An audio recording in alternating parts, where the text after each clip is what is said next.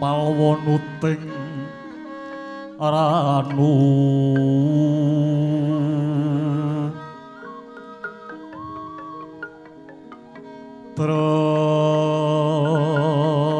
tresing karsaning sun dening kanyut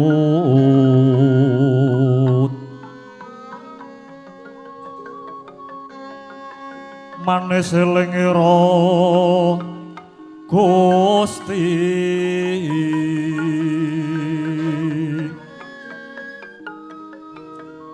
waing kamal mirah ingsun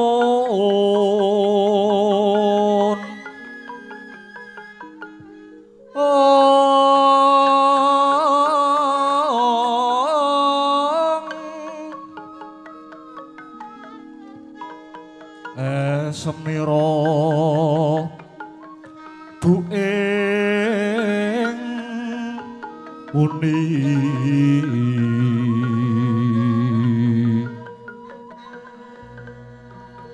sidat agung ing nar modo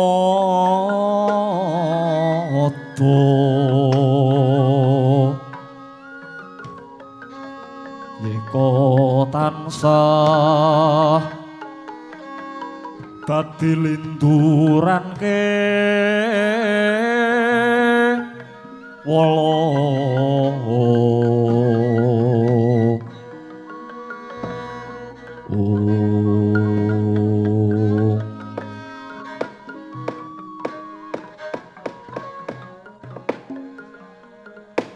tombo ati iku ana limang perkara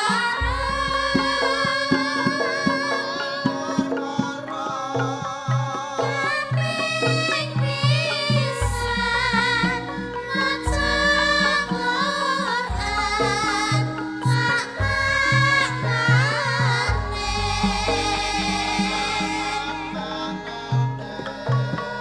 kaping pindho salat wengi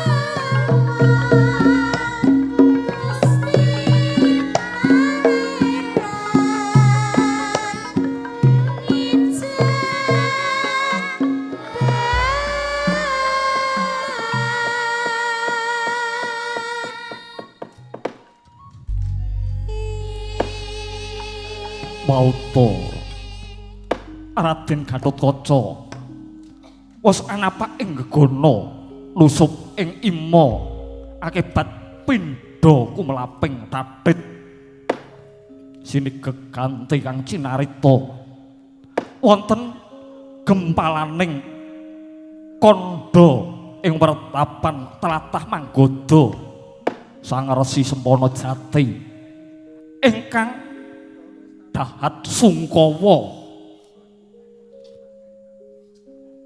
anggenira tinilar ingkang putra putri sang retnaning Ayu Dewi Sempani ngupadi satriya ing pringgondane Raden Gatotkaca ingkang pinanggih jroning pasumpenan miwah risaking pertapan dening wadya saking Giri Kadasar ingkang arsa mboyong mring sang Dewi Sempani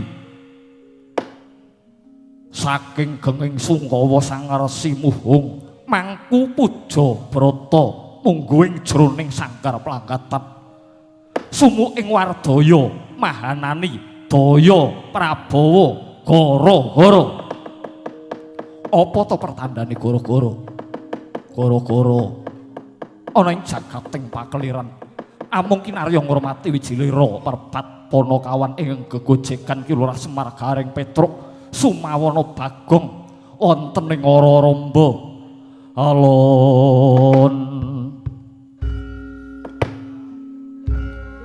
arire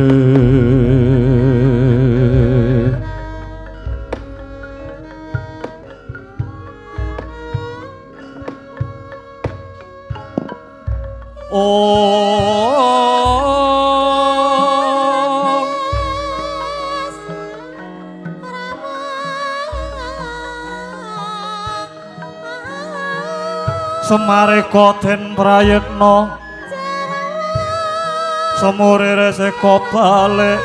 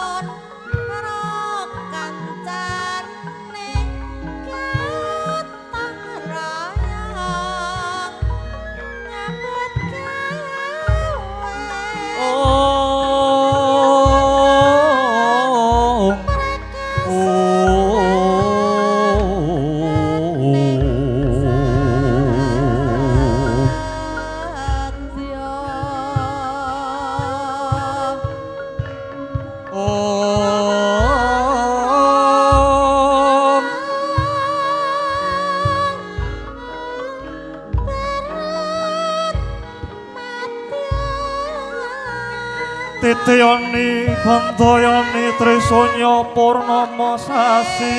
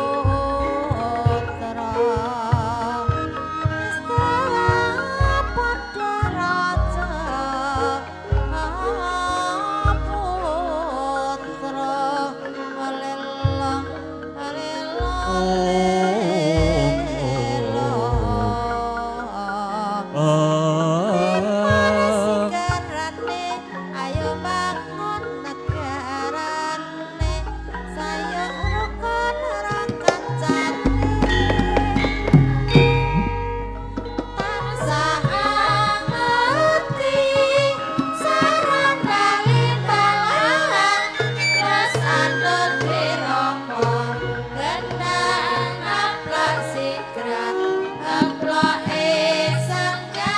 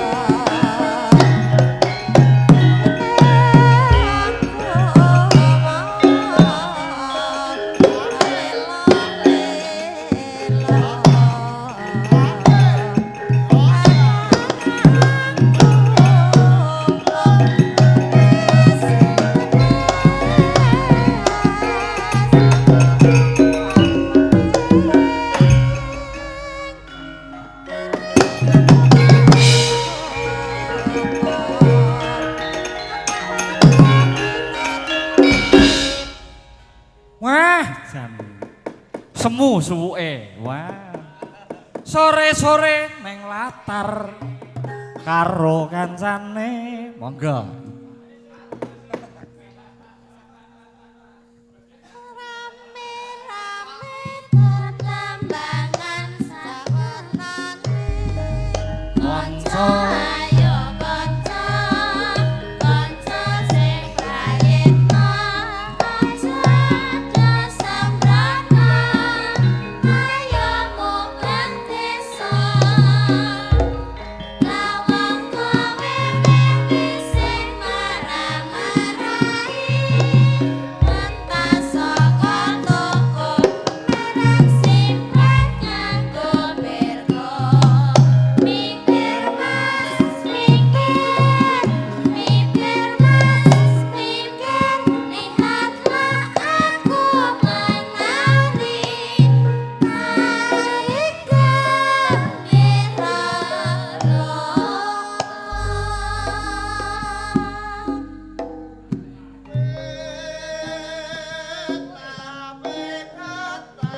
Tapene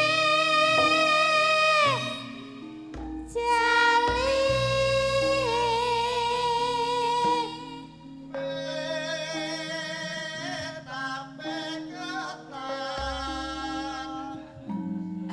tapene jali.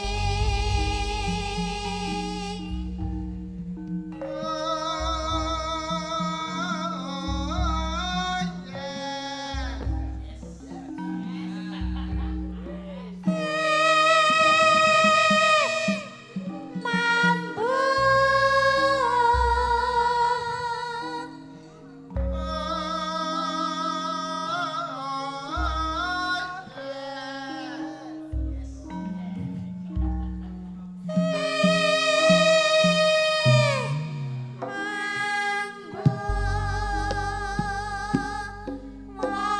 wong wadaku mun mandeng nyawang motorku bibit bibit bibit.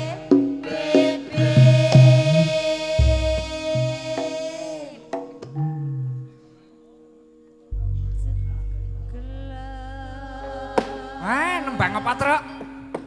Nembang campur sari. Campur sari ini cara biyen. Wah.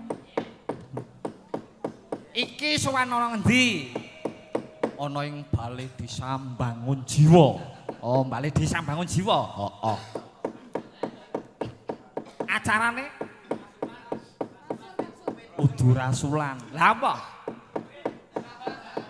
Ya kuwi memperingati hari jadi Kelurahan Bangun Jiwa sing ping 79. Oh iya. Muga-muga saya maju ya kabudayane. Saya guyub rukun wargane. Iya. Saya ayem tentrem selawas-lawase. Iya, ngono sing diajab. Iya. Lah Bagong nendi piye, Truk? Wah, Jan. Mletu ke sore mau rada kesel aku. Ora apa-apa iki isih gara-gara, Gong. Oh iya, heeh. Digayengke. Heeh, Truk. Wah. Kanca-kanca komplit. Kanca-kanca Wira Pradangga. Heeh. Saka ngendi? Oh iki racake saka Bangun Jiwa kene, Truk. Kae ana sing usul muni saka Temuwuh. Wah, ana sing saka Temuwuh, Pak Suranto. Heeh. Iya, kanca-kanca Wira Pradangga. Pokoke bengi iki Batalion Love Art. Oh ya, heeh. Kok Batalion Love Art? Iya ben beda, heeh.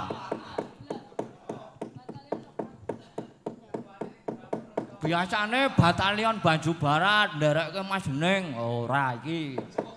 Biasane ngetutke kono, heeh. Iki pesinden-pesinden kaya Mbak Amel, kaya Mbak Intan Budasmiati, kaya aku dhewe iki ya, heeh. ning bengi iki kasuwun gelar Ringgit Purwa aku karo kowe ya disagui sak iso-iso sak gaduke. Iya. Nyuwun pangapunten mbok bilih kathah kirang tuwin lepatipun jer namung mekaten menika alang ujuripun Petruk saking Sembungan Bangun Jiwa Kasihan Bantul. Matur nuwun sampun dipun sengkuyung kalian kanca-kanca. Iya, heeh. Wis disengkuyung karo Mas Bimo Aris saka Keyongan. Iya. Sore mau wis pasang kelir, pasang sing 9 meter sondul. Iya. Saiki nganggo sing iki, heeh. Kuwi kepentok cor-coran kulon kiwa tengen iki. Iya, heeh. Kanca-kanca komplit. Heeh. Aku arep nembang, Truk. Nembang apa? Sindane iki komplit saka kulon ki ana Mbak Laras. Iya. Wetane Mbak Anggi, iya. Sunden kondang wisen. Oh, heeh, angger wayangan ngono. Wah. Kerep ana Mbak Anggi, iya. Wetane garwane Mas Bayu Purnama, iya. Mbak Entin Solehah, heeh. Kuwi uga ana ing Bangun Jiwa kene, Truk, heeh. Tur panjenengane kuwi wis dadi sinden apa wingi kae juara sinden apa? Juara sinden idol. Kuwi sak apa kuwi, Mbak Entin? Oh, nasional Truk ora ming tingkat dasawisma. Tingkate iki nasional, sinden idol tingkat nasional. Heeh. Wow. Anek kowe kuwi mung sak tingkat dasawisma. Ora apa-apa, sing penting aku love art seneng, ora sengit ngono lho gong tegese. Wah iya. Tegese aku kuwi ora sengit karo kabudayan utawa kesenian ngono. Wah betul kuwi. Heeh. Senajan to isane tingkat RT, isane tingkat kecamatan utawa munggah kabupaten sing penting tresno marang budayane dhewe. Aja nganti tresno karo budaya sing kono-kono. Wah, betul kuwi. Ah iya. Nah, Mbak Entin Solehah kuwi sinden idol juara 1 tingkat nasional. Oh. Kuwi saka Bangun Jiwa kene garwane Mas Bayu Purnama. Iya. Wetane wo sinden saka Tulungagung, Truk. Amel. Iya. Wetane Mbak Intania Laras Gustama. Oh iya. Panjenengane iku ya sok nyanyi pop barang. Oh iya. Ya kelebu love art den. Heeh. Dok tresna karo kabudayan utawa tresna karo kesenian ngono lho, Truk. Iya. Wetane, wah kowe pepundanku, pepundaning para sinden. Sapa? Budasmiati, matur nuwun. Sampun berkahi dumateng Petruk Budasmiati. Wah.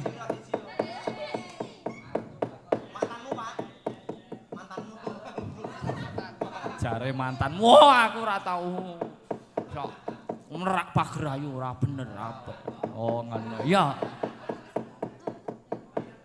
Nembang, ya. Ana pamundutan lagu ora? Kaya ora ana, ya. Nembang sing klasik-klasik dhisik. Iya. Njaluk suarane sapa? Yo coba. Mbak Entin Solehah. Wah, iya. Sinden idol tingkat nasional, nasional. Monggo Mbak Entin badhe misungsungaken tembang menapa kangge para pamriksa lan pamiyarsa dalu menika Mbak Entin. Monggo. Nderek kemawon.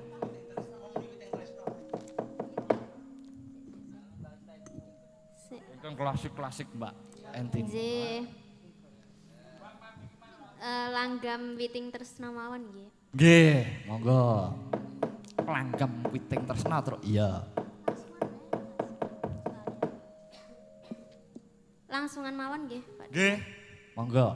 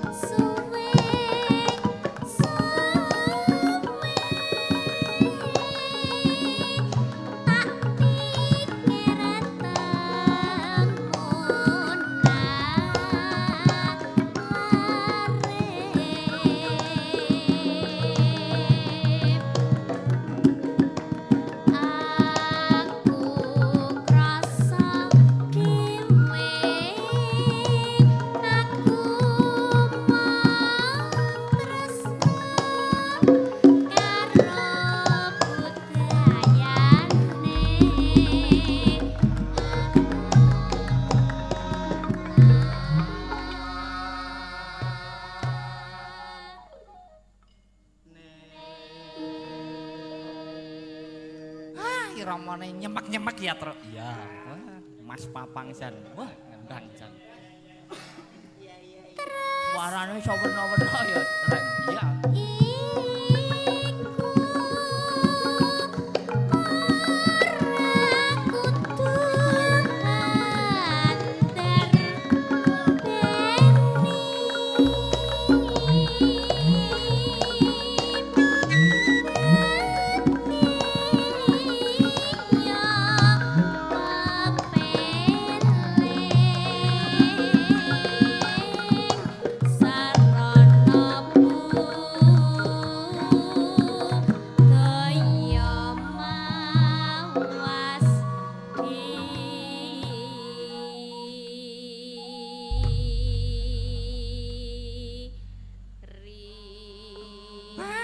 Penak ya, Truk. Iya.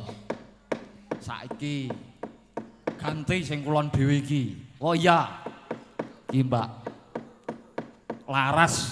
Heeh. Aku pengen ngrungokke suwantene Mbak Laras. Yo coba. Kan nembang apa bebas. Ora ngarani sing apal, sing iso dipisungsungke kanggo para ingkang isih lenggah. Iya. Yang padha midhangetke dalu niki. Ya. Nggih. Kula nembang ela-elo mawon nggih, Pak Dalang. Ela-elo. Nggih. Nggih, mboten apa-apa. Yuk coba. Ela-elo. Biyen kowe ngono. Ngono kuwi ta? Nah. Iya.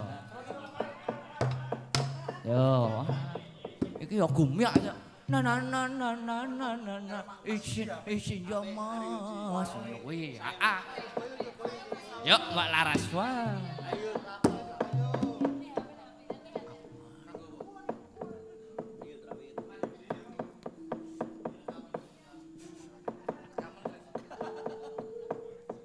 Monggo.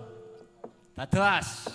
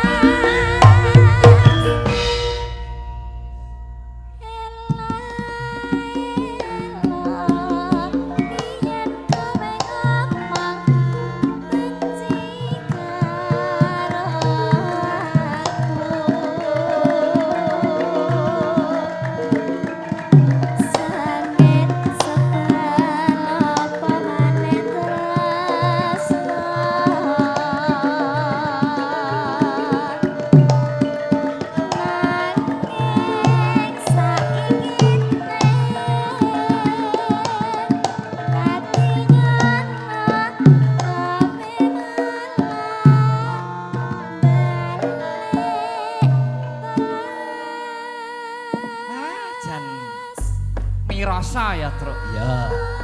Iki uga dirawuhi Mbah Juri kae nang Cerakson kae matur nuwun. Heeh. Karo kae Pak Dukuh Ageng. Oh iya, saka tlatah Lor Samas kono. Iya. Geguyon ana watese, Truk. Heeh.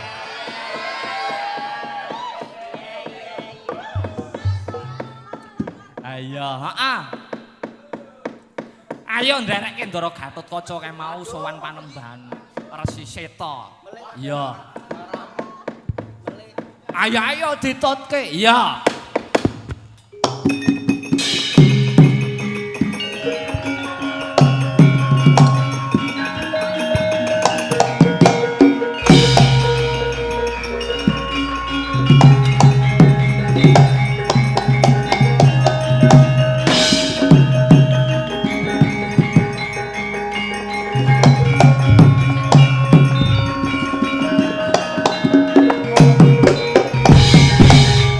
Cirine serati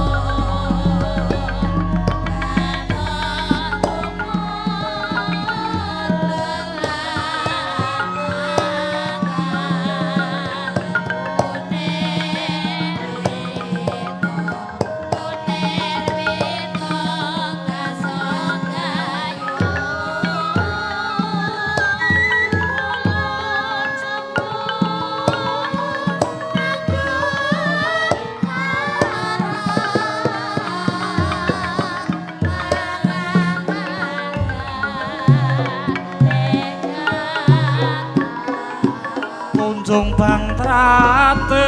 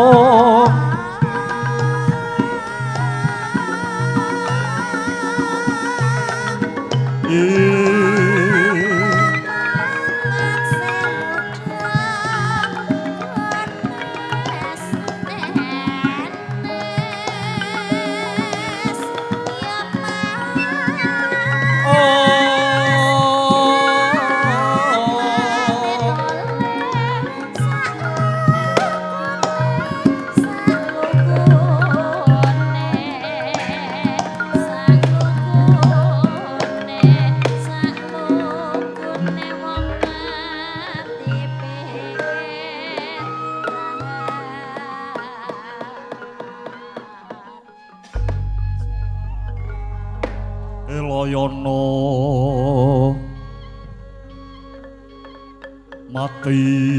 mati uruh ametri loso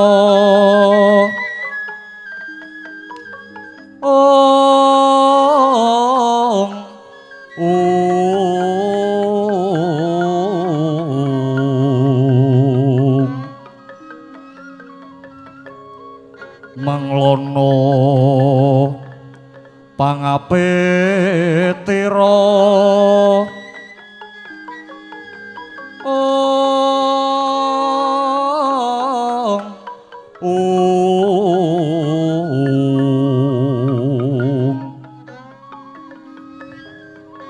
gending mari oneng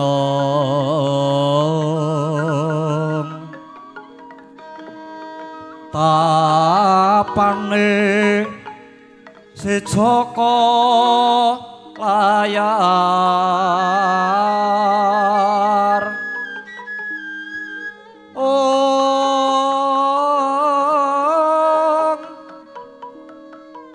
lera tatit yo mondro kini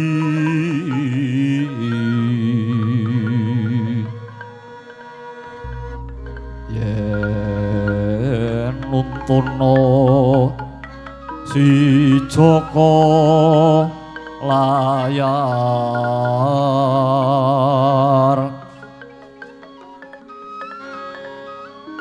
Mbok Sri Gading melati sora kemuning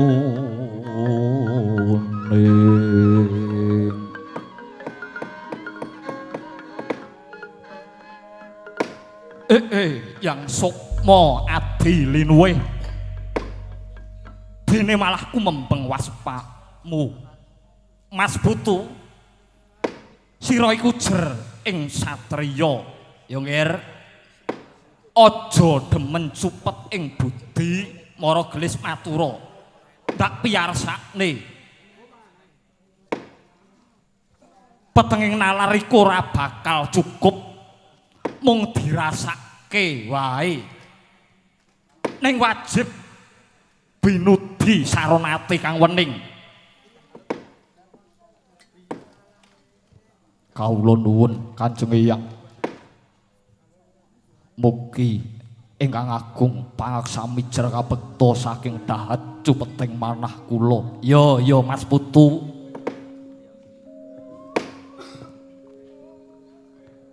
saiki mara enggal matura apa sing dadi tarunane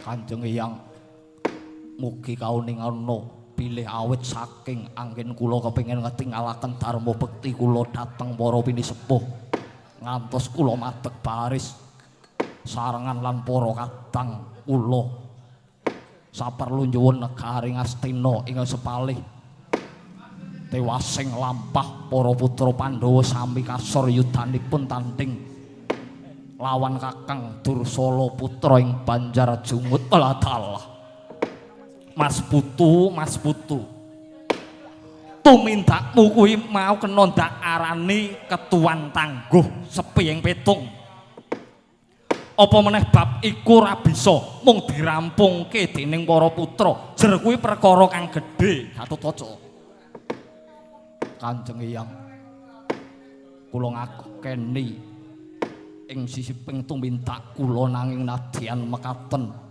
areh ning sampun nama kalajeng saha bab punika badhe nuwuhaken aring kiying para Pandhawa ing saged jalari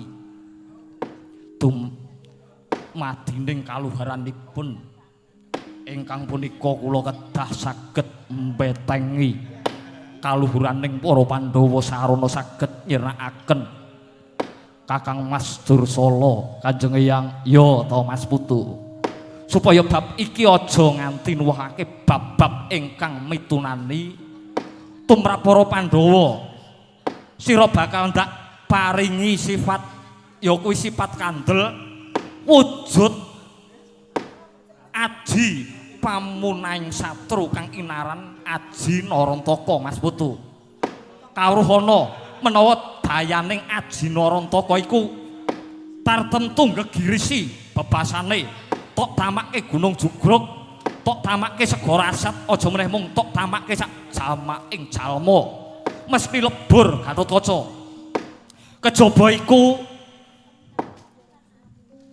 jroning 40 dina 40 wengi sira asesirih ngurangi dahar lan indra apa dene kudu mebes hardaning asmara marang sipating wanita pomo Mas Putu weling kowe stokno marang mara agris majwa kene tak terapne ing epek-epekmu kang tengen Gatotkaca nggih ngestakaken dawuh Kanjeng Eyang Semareka den prayitna samurir seka balik titiyani gandayani trisanya purnama sasi gilar-gilar semedyan ing tengah latar milang lintang Bima Sakti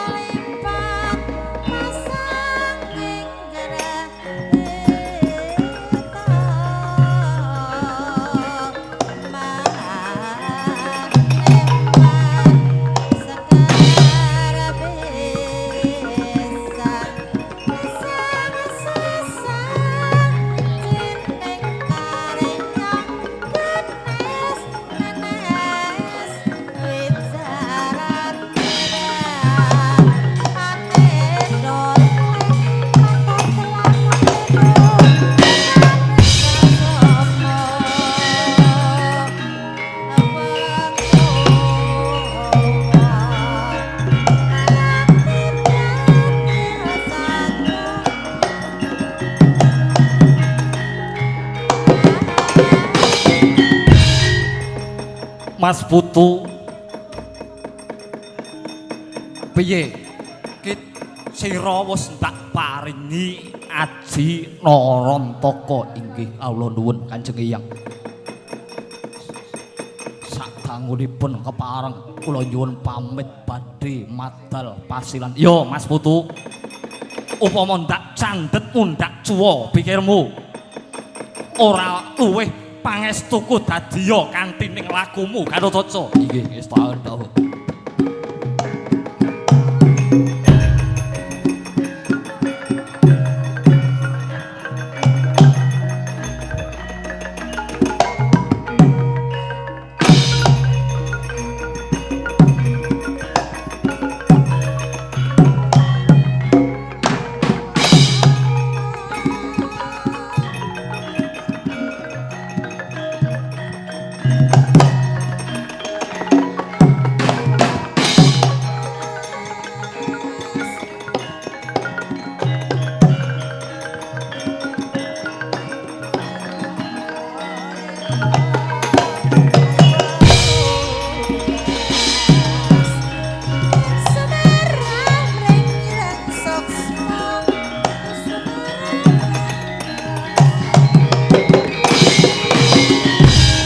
Pauta mangkono kala rembyana ingkang ambujung Dewi Sempani wae ladal aja mlayu laden ana aku wong ayu.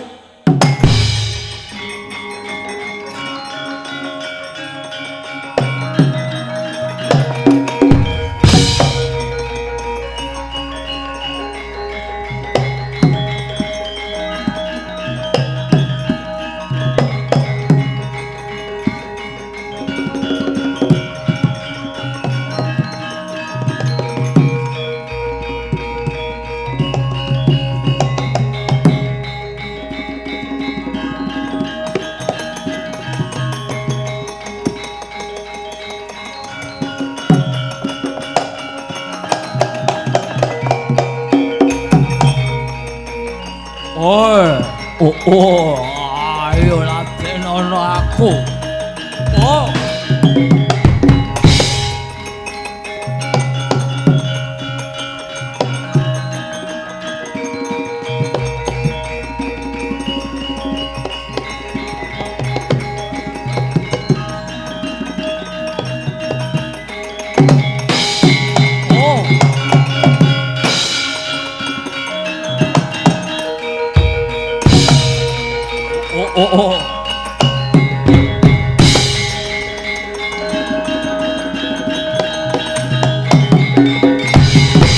Irkata sang Gatotkaca tinon mapakarga suta tekapira Sri Krasna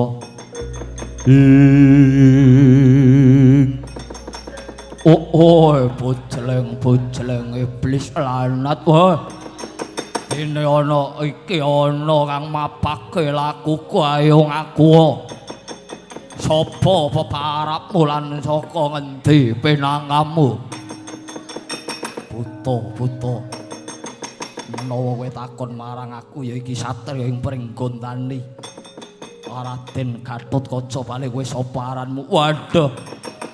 Sumurupa menawa aku nata ing ngiri kadasar Prabu Kala Rembyana jejulukku. Marang endi sediamu dene semu Nyolowati. Walah. Aku sumedya ngupadi beburonku. Atmajaning pandhita kang kekasih Dewi Sempani.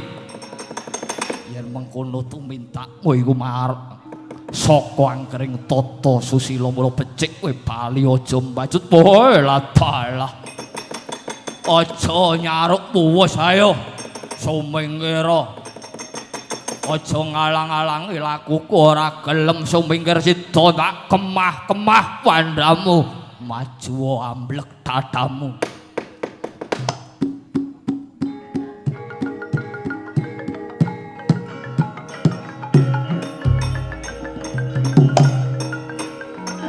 Oh.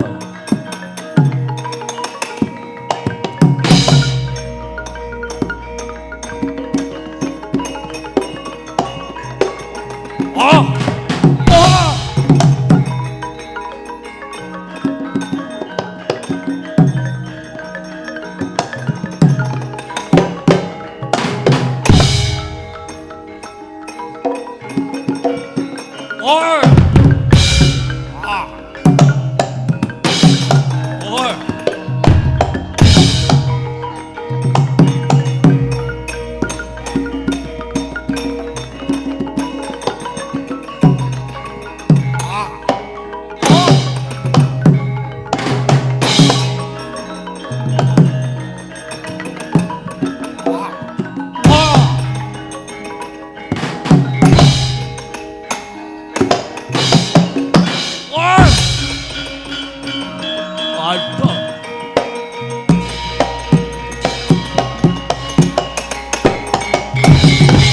Pauta Raden Gatotkaca ing cipta apanantuk marga ngenira arsa nyobi dayaning Aji Narantaka mangkono sigra winatek ponang Aji katarimah pamintanira kaya majeng ing rana tumekeng raga titi mangsa kalampah sirna sang Ditya Kala Rembyana. Woi!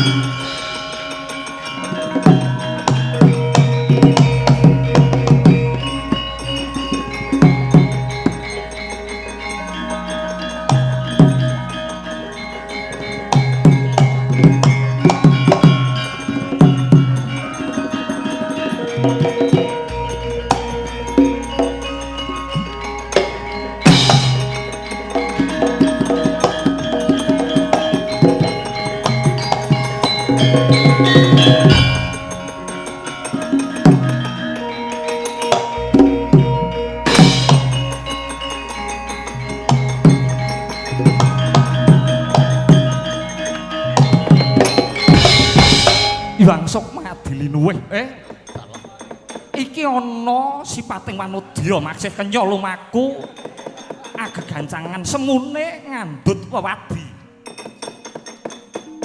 mengko ta bocah wadon sira iku sapa sarta ing ngendi pinangkanira. Kawula nuwun kula punika sutanipun Resi Sempana Jati ing pertapan Pandanwangi wewengkon manggoda awon tanpa rupi sudi ingkang mastani kula pun sempani wangsul paduka menika sinten? Bocah wadon ingsun iki nata Ndarawati jejuluk Sri Bathara Kresna sempani tekamu semu kesusu lumaku baya apa darunane sempani. Kawula nuwun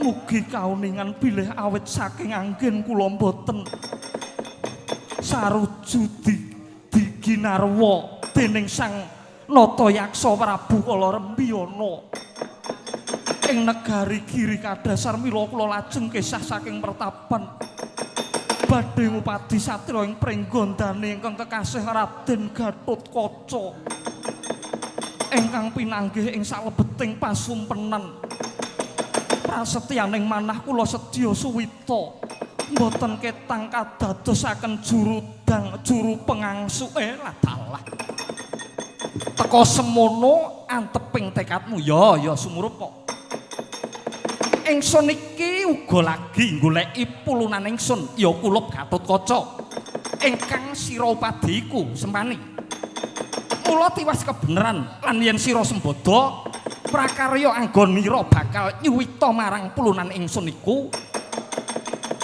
mengko ingsun bakal ngerampungake perkara kuwi sempani. Inggih kawula nuwun bilih mekaten kersa paduka kula namung kantun andheg derek.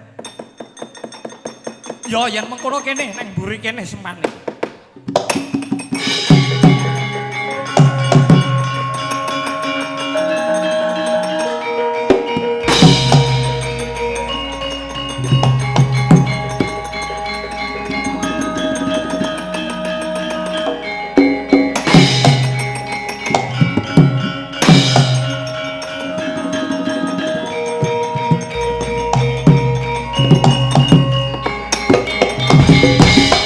waspadake kula Gatotkaca ing Prapta. Kawula inggih Kanjeng Eyang, Kanjeng Prabu.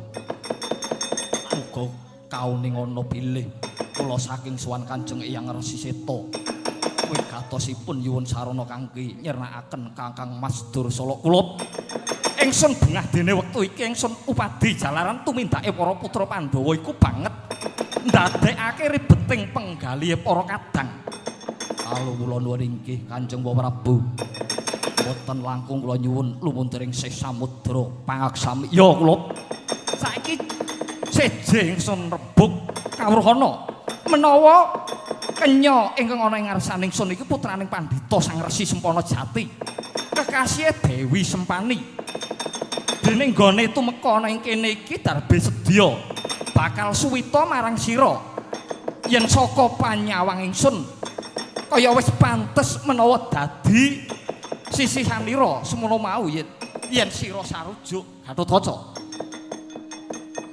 Kawula nuwun inggih kasinggihan dawuhipun Kanjeng Prabu nanging mugi kauning ana bilih dawuhipun Kanjeng Eyang Resi Seta kula kedah nglampahi sesirih ngirangi dahar saha nendra ing salebeting sekawan dinten langkung-langkung perkawis hardaning asmara ewadene yen Dyah Sempani kula adreng sarta yen nyumurupi anteping manahipun punapa kadugi nampeni dayaning Aji Narantaka bilih Dewi Sempani kuwawi sayekti pinesti dados jodho kula nuwun Dewaji sedya dawuhipun Raden Gatotkaca kula sagahi. Lah ya yen ngono ingsun ingkang minangka saksi.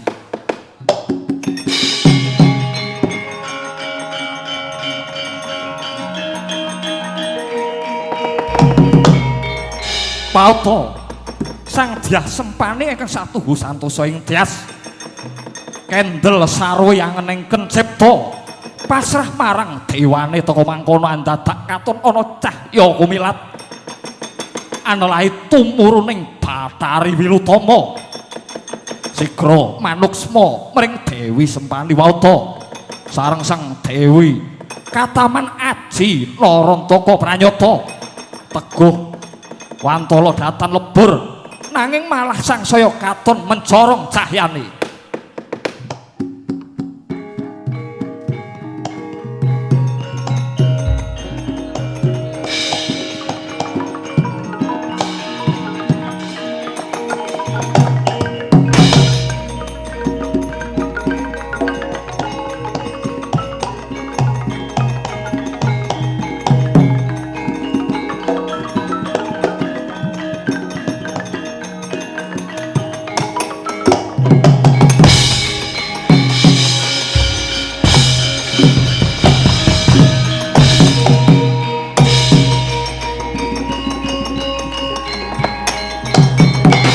Gatotkaca piye?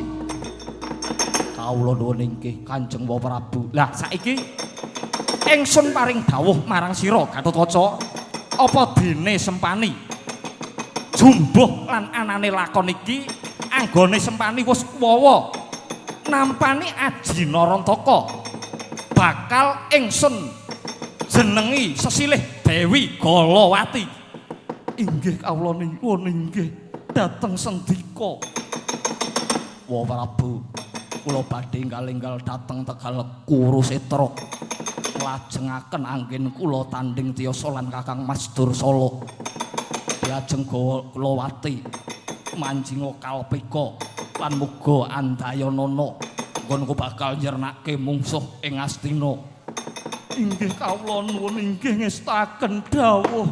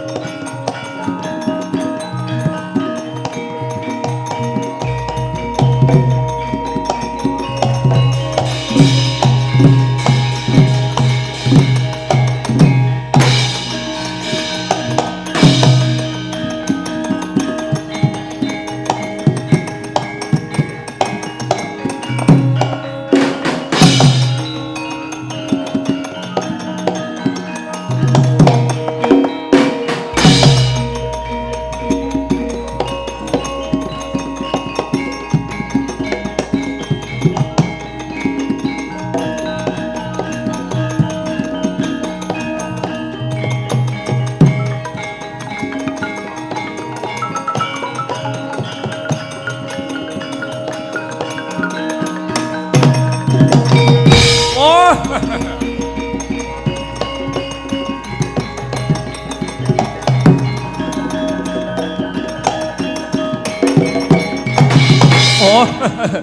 Dimas Gatotkaca dene katon wani metone meneh Bapamu aja nduk kira aku wis ngundur ya yen mengkono ayo entekno kadebeanmu mangsa bakal tak unduran Kakang Mas Dursala sumbarmu nganti kaya bisa njara langit ora wurung sida mati dene aku wah parah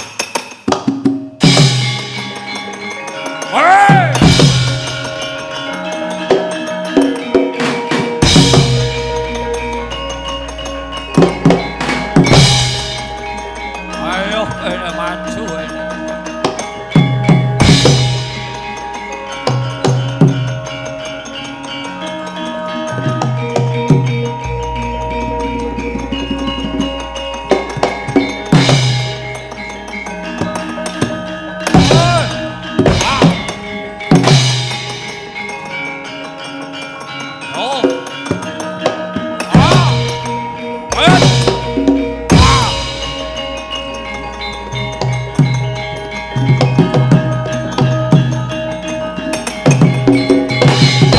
Wauta nutuk anggenira sami abentiyasa suprandene tanana kang kasoring yuda mangkono jroning sami ayun-ayunan Raden Dursala angesti kadebyan Aji Canda Wirayang Raden Gatotkaca matekaji Narantaka ramening perang turing Prabawa kalih warni binarung swaraning jumlegur lir gelap sasra katon kandhane Raden Dursala ajur dadya sewalang-walang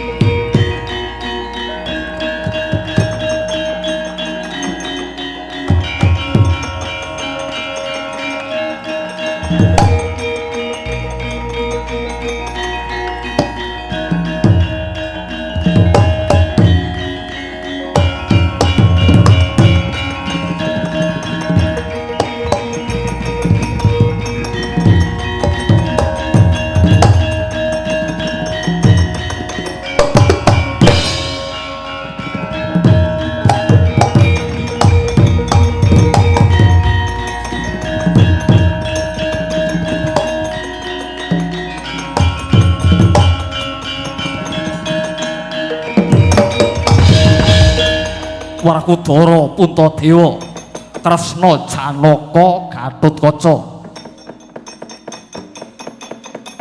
Arimbi putuku ngger Arimbi apa dene putuku ngger Werkudara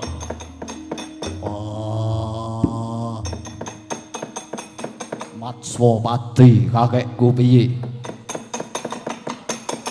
wiwitan nalika si Arimbi utusan lawan Kadang Yanom ya kuwi si Braja Musti supaya sowan marang Kadipaten Glagah Tinulu ingkang wigati anganti marang si Brajadenta ingkang wis aguh ngestreni jumenengane putuku si Gatotkaca akeh para raja Narpati ingkang wis padha mlumpuk nyawiji ana ing praja Pringgondani apa dene nganti teka wahyaning mangsa kala tete kalungguhan samengko iki lah kok tinemune urung katon si Braja Musti urung katon mungguh saka panemumu piye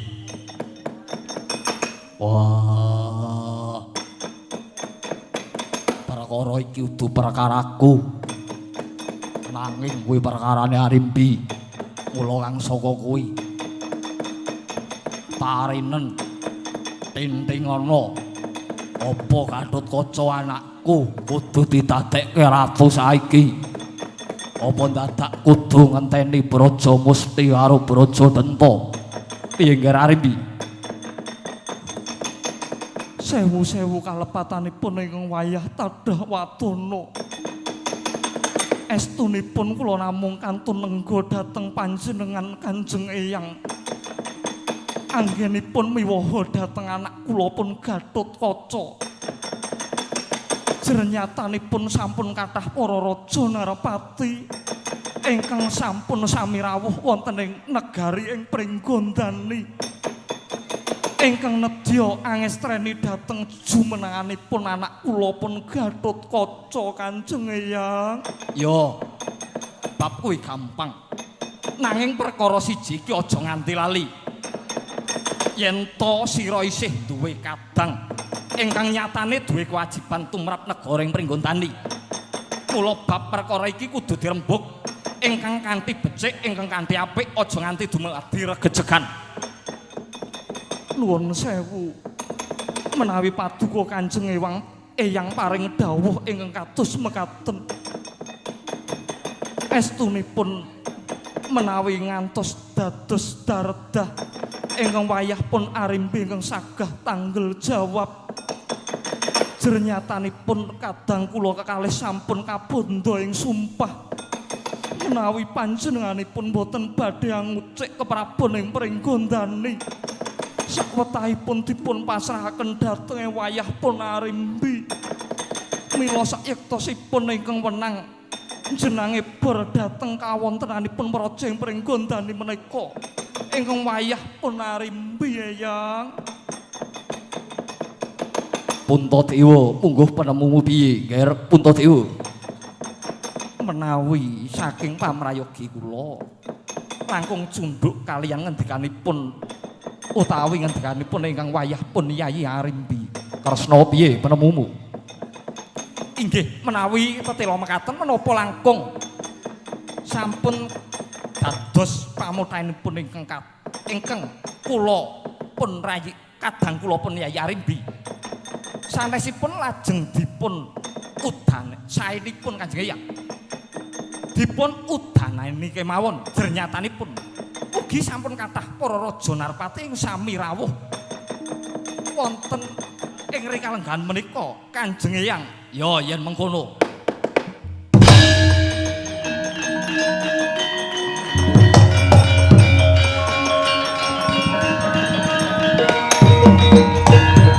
ya yen mengkono kabeh ingkang lenggah ana ing Datulaya wis padha sarembug mula kang saka kuwi Arimbi apa sing dadi penjalukmu kuwi bakal ndak udanene ya mung aku njaluk tulung Gatotkaca agemana rasukaning agemaning swarga Prabu Tremboko supaya aja nganti ana apa aja nganti ana apa-apa yen to lenggah dampar keprabone Sang Prabu Tremboko inggih ngestaken dawuh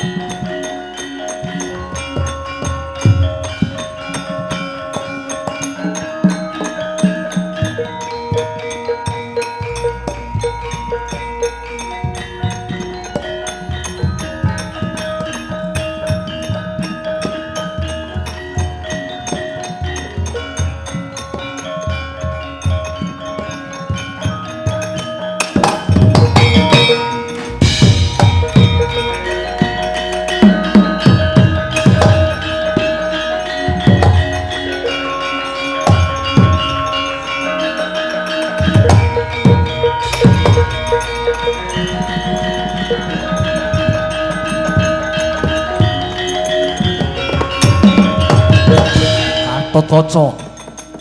Wonten tinimbalane dawuh Kanjeng Hyang Boela dalah. Jagat Dewa Bathara jagat Pangestu-ngara.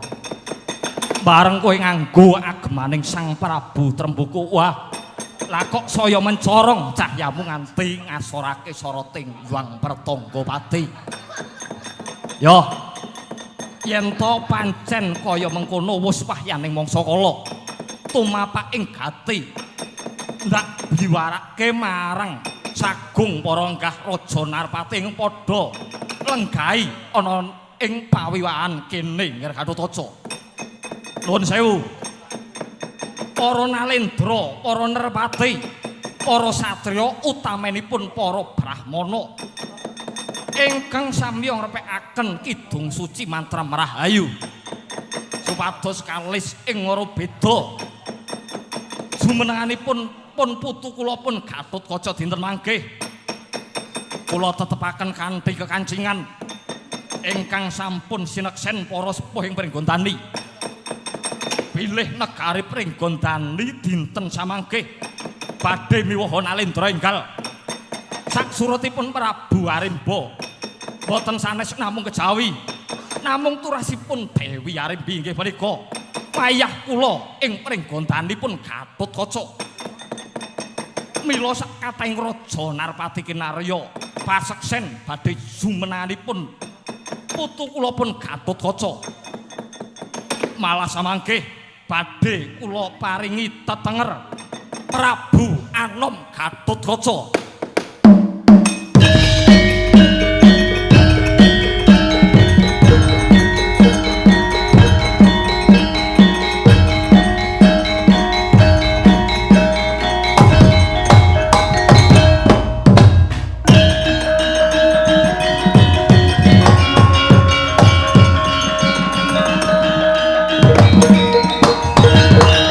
Kaya wis tuntas gaweanipun Eyang ing Wirata Gatotkaca.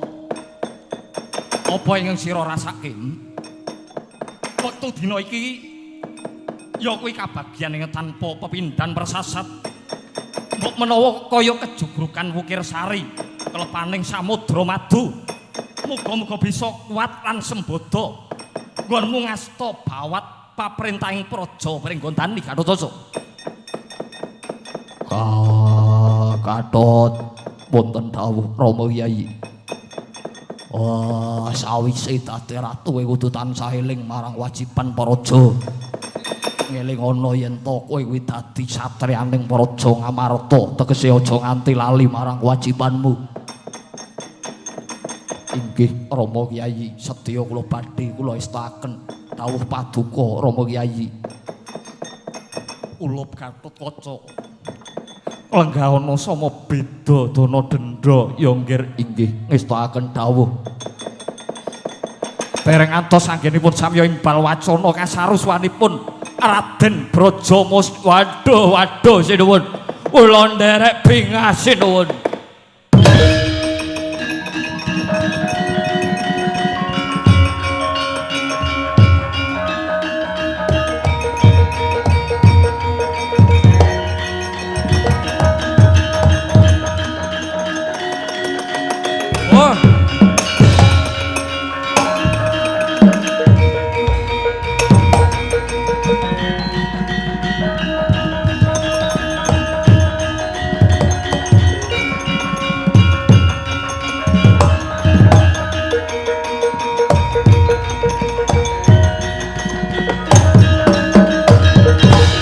Lah dalah bendhe munya mangungkung mriyem pusaka ing Pringgondani sampun mungel mangambal-ambal kajehna bilih praja Pringgondani wonten wisudan Nalendra enggal. Waduh nggir ana Prabu Anom kula nderek bingah kula nderek remen dene jengandika sampun kasembadan lenggah dampar ing Pringgondani. Iya Paman Barajamusti kabeh bisa kelakon merga panyengkuyunge Paman Barajamusti. Namung nuwun sewu nggir ngaturi puninga lan caos kabar ingkang boten sekeca sekawit Kula sowan wonten ing lagati nulu sowan ingkang paman pun Braja Denta. Ing pangajab dawuh ingkang Kakang Mbok Ayu Arimbi. Ingkang paman supados sareng salampah kula sowan wonten ing negari Pringgontane nanging jebul pinanggihipun.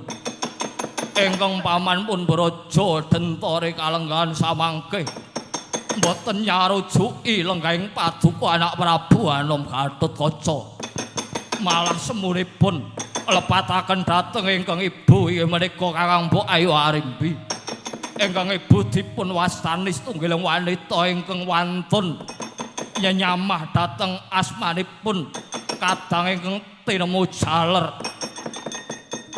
Mongko ingkang nggadahi hak sakwetahipun tumrap negari Pringgontane menika sak sedanipun Kakang Arimbo menika inggih mung Kakang Braja Denta. Mila ingkang ibu dipun wastani mulang sarak dhateng kadang-kadangipun. Piyambakipun beguguk mlendhukaken wetenge dhewe ning ora nyawang karo dulure kabeh. Ngeten niku pangandikanipun Kakang Braja Denta sing didadekake ratu. Anake wadene sing duwe kewajiban tumrap negara isih meger-meger kok sik penak dhewe. Sik penak dadi ratu anake Arimbi. Ngeten menika sampun boten kirang-kira anggen kula mbujuk dhateng Kakang Braja Denta. Parandene piyambakipun malah nggadahi pangandikan menawi dinten samangke badhe anjudang kalenggahan Nalendra Paduka Nggih Gatotkaca. Badhe damel risak ing Pringgontane menawi piyambakipun boten dipun kawarangaken lenggah dampar keprabon ing Pringgontane nggih.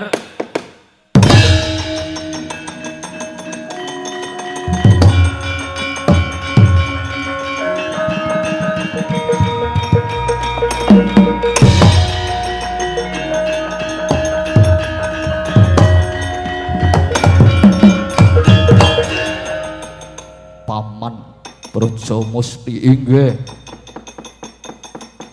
Awat-awatana Kanjeng Ibu inggih.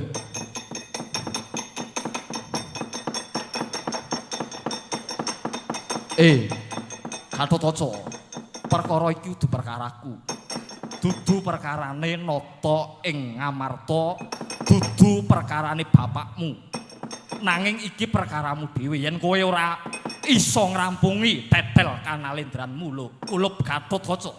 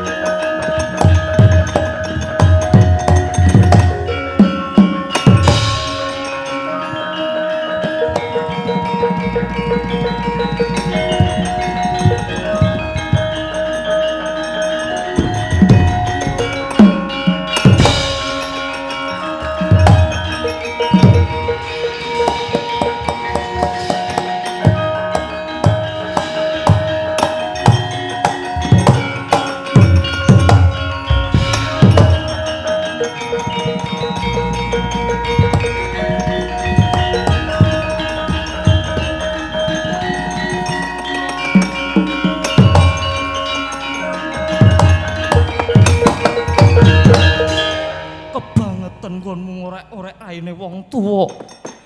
Nggone ora bakal ilang sawa lawase urip Braja Denta. Pengen jopo karo aku Braja Denta.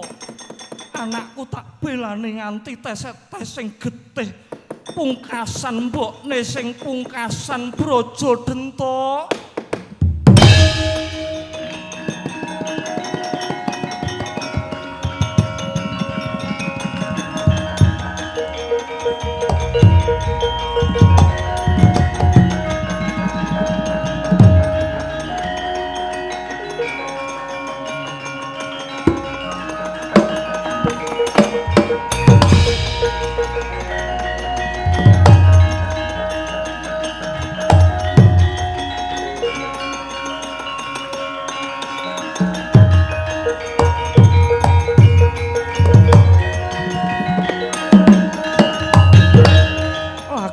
ketok gedhoanmu Brajadenta, Brajadenta.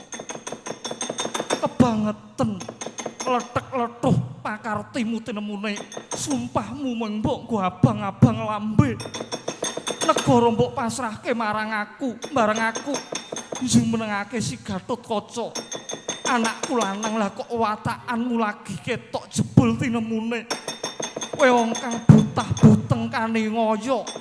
Watakmu angkara budimu candala. Aja nganti kowe ngogreh-ogreh karo kelungguhane anakku si Gatotkaca. Nek ora trima karo gerangane, apa arep ngejak cara piye? Tobat Brajadenta mati dening aku kowe.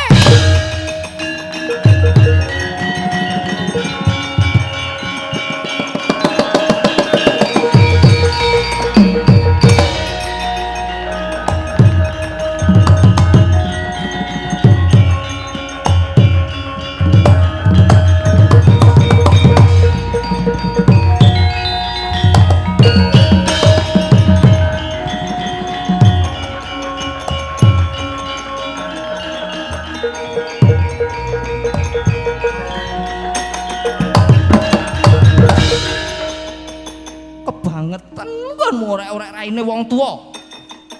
Ngaturake sembah pangabekti. Rasa dadak ngaturake sembah. Rasa dadak ngaturake sembah sing tanpa guna. Ora sudi aku nampa sembahmu. Sembahmu mengko abang-abang lambe, sembahmu mengko wangun-wangun. Aku ngerti. Ceceke ngrasamu tobat. Iki sing tok karepe ayo, gage suntakan gegembolane ngrasamu Brajadenta. Suntakan gegembolane ngrasamu parah.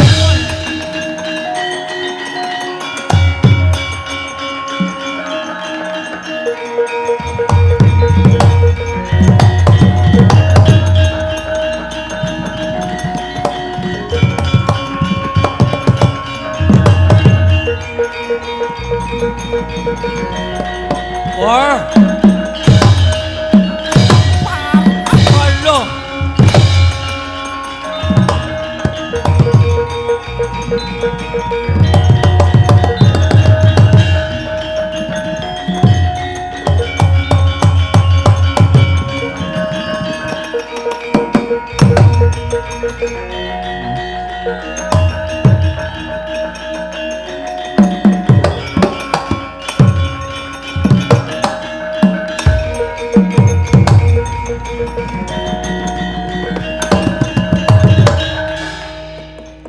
Sira anakku lanang ora weruh lelakon ingkang dumadi ana ing Pringgondani.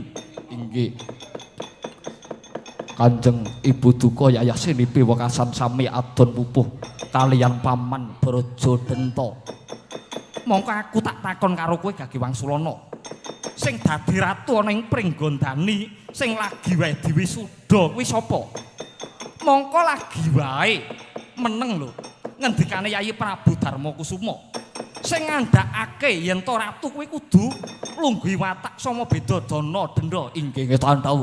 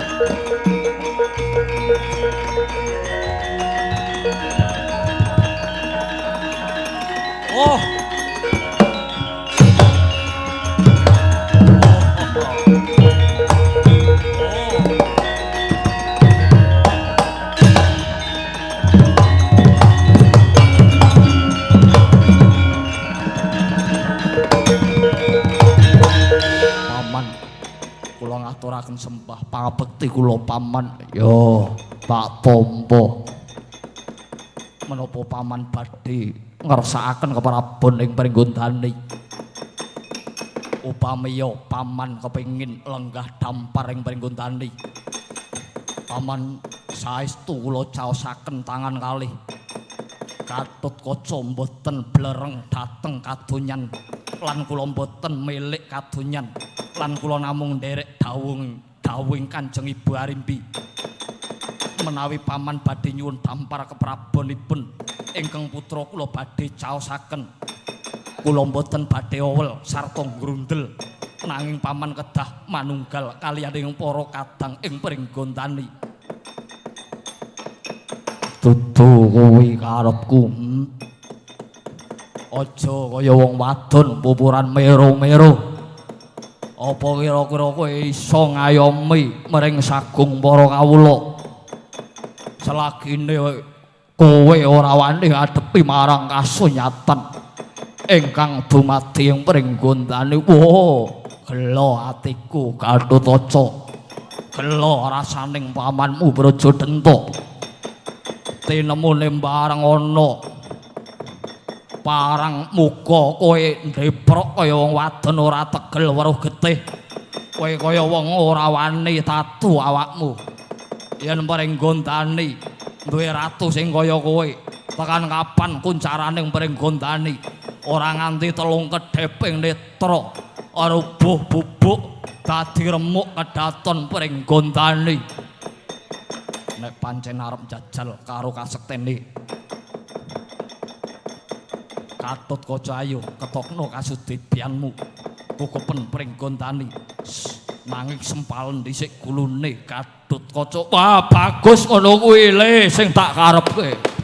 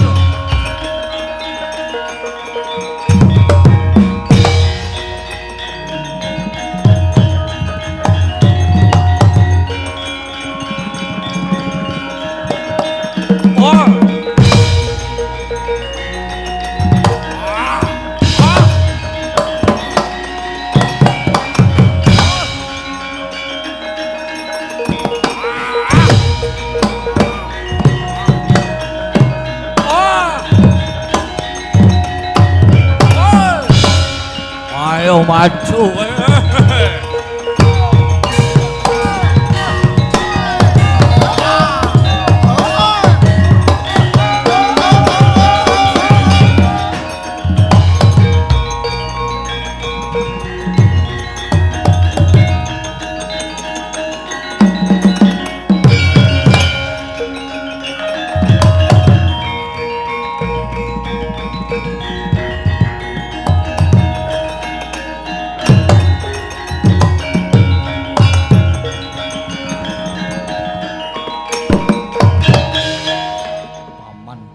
Musti enggih mrepeki karo aku eneng ngopo nyuwun pangapunten Nggih mboten kula badhe ngiyas dhateng kadigdayanipun Angger Gatotkaca menawi dipun keparengaken kula manjing astanipun ingkang sisih tengen mangke menawi wonten kedadosan kula aturi menawi panjenengan campuh perang kalian Kakang Brajadenta kula ngaturi ngantemaken wonten mustakanipun ingkang paman Brajadenta nanging nuwun sewu mangke menawi wonten kahanan ingkang ngelok-eloki utawi wonten kahanan ingkang edap-edapi panjenengan sampun getun menika sampun pinesten saking kodrating Gusti. Monggo paman.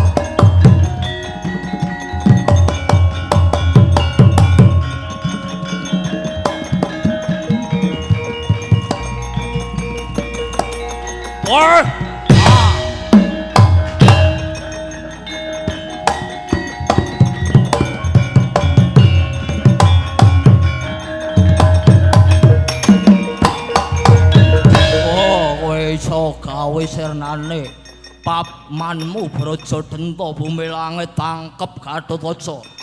Paripaksa Kraman negara Pringgontani kudu tak sirnake merga panguwasa sing putuhe ana ing tangane Gatotkaca. Ayo aja kokean gunem tanpa guna, ayo sirnakno yen pancen kowe bisa tibakno tanganmu ya kene kelakon Tanjung Akhirat.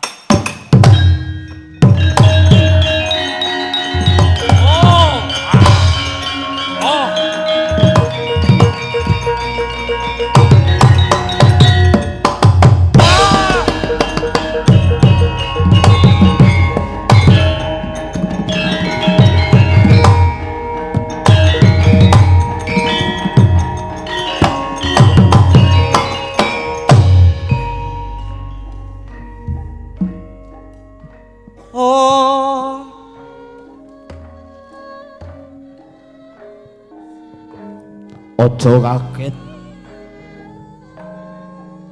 Aku pamanmu Brajadenta. Aku pamanmu Brajamustingger. Lelakon iki rasah mbok tangisi. Apan wis dadi kodrating tulising kang sejati. Mangartiya, aku iki biyen dumadi saka pusakaning pamanmu. Aku iki biyen dumadi saka aji-ajine eyangmu ya kuwi Prabu Pandhu.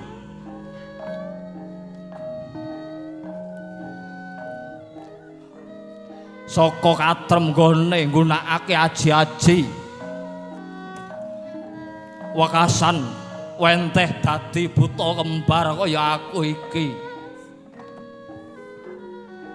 Mongko Prabu Pandhu besok baline aji-aji iki kudu bali marang turase Prabu Pandhu Gatotkaca. Aja duwe pandakwala karo pamanmu. Aku Brajadenta sayekti amung njajal marang kasudibeanmu. Aku bombongger Pringgontani mbok lenggahi ndak pangestoni. Muga-muga lestari semulur nggonmu dadi pengayomaning para kawula. Lilanana aku tak mancing ana ing awakmu Gatotkaca.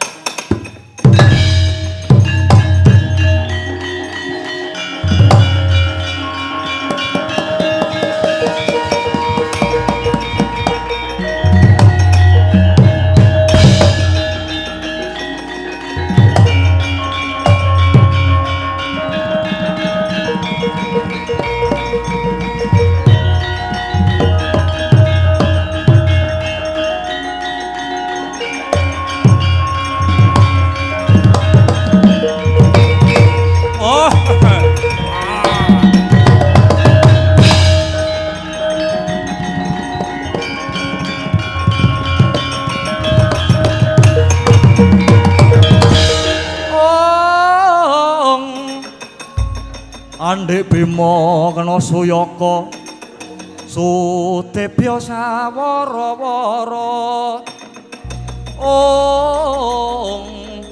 Nedheng Bima nyaur punagi. Ora narimakake patine sesembahanku Brajadenta. Maju aku bal-balan.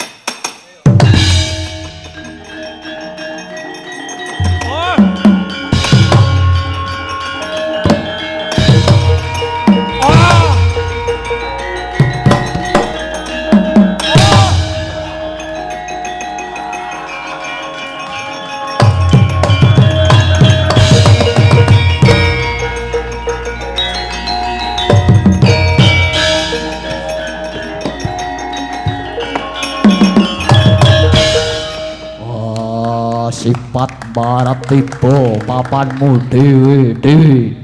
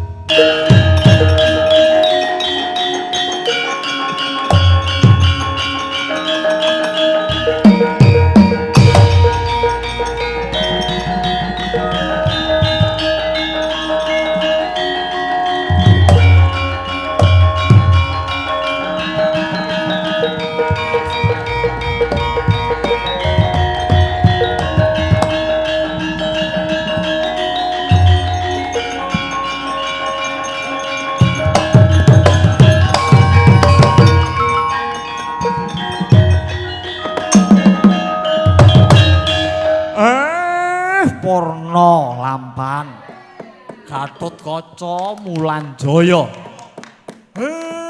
Ndara mugi-mugi sakpurnaning lelampahan menika Andayanana Kelurahan Baun Jiwa tansah ayem-ayem tata titri tentrem. Kaya kleru-kleru. Tata titi tentrem.